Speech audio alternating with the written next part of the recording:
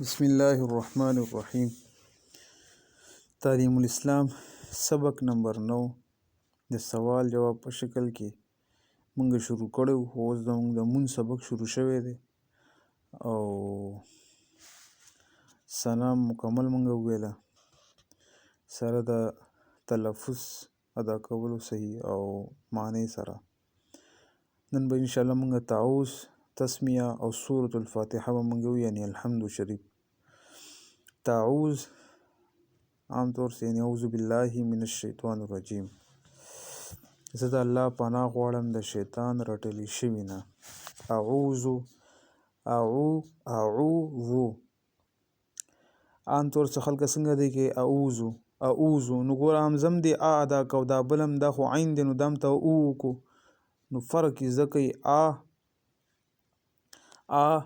خوله مطلب خبره کولویږي او بار نه ادا کېږي او دا عین چې دی دا دننه نه اواز راوځي خوله ورسره ګول کېږي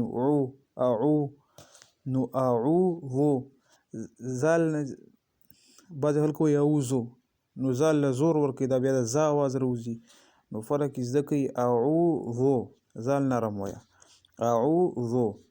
بیا بالله دا خو ما تاسو وروسته ښودلی اوس تاسو پورې ده چې څونه توجه غور سره کوئ. بالله من الشی کړه راغلی دا یو الف مقدار ما تاسو ادا کوئ.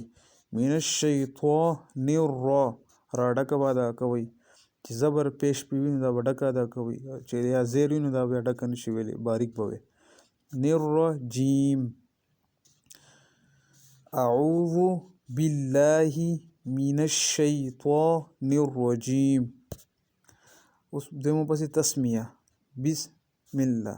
بعضې خلک وایي بسم الله سین باندې زبر ادا کوي سین باندې ساکن یعنی جسم دی دا به بسم الله لام باندې کړه دا به یو الف مقدار بسم الله دا ها او دې ها کې ما تاسو ته فرق ښودلی و.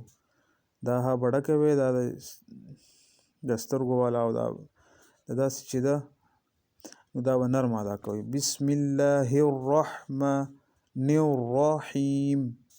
الرحیم. د الله په نامه شروع کوم چې لوی مهربانه ډېر رحم والا دی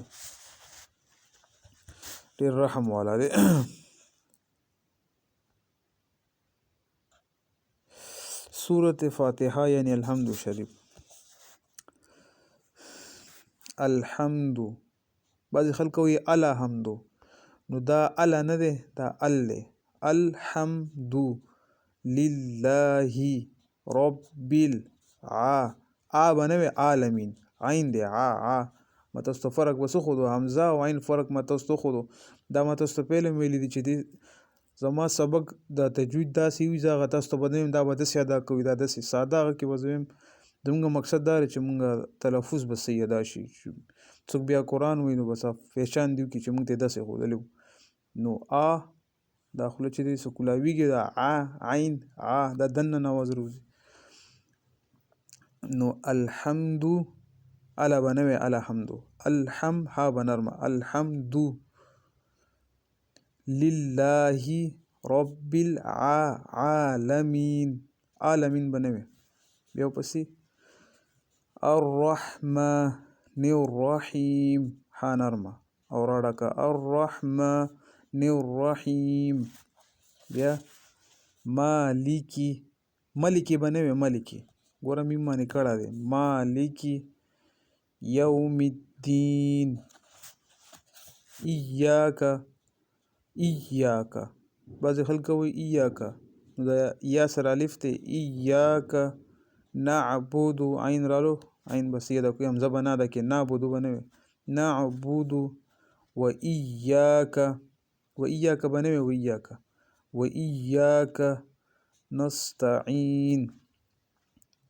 اهدینس به نه وي اهدینس دا ډکه په چشمو والا ها ده اهدینس صراط المستقیم صراط الذین أنعمت عليهم غير مغضوبي که مغضوبي وي او که مغضوبي وي دواړه صحیح دي دواد څوک زواد وي څوک دواد وي دوه قرته دي دواړه صحیح دي ښه غیر المغضوب علیهم ولا الضالین د لام د پاسه وګورئ دا مد دی دا به څلور مقدار اوچته ولا الضالین او چوکس نشي بس نو ولا الضالین دا سیم صحیح ده ترجمه د ټولو الحمدلله رب العالمین هر قسمه تعریفونه الله د پاره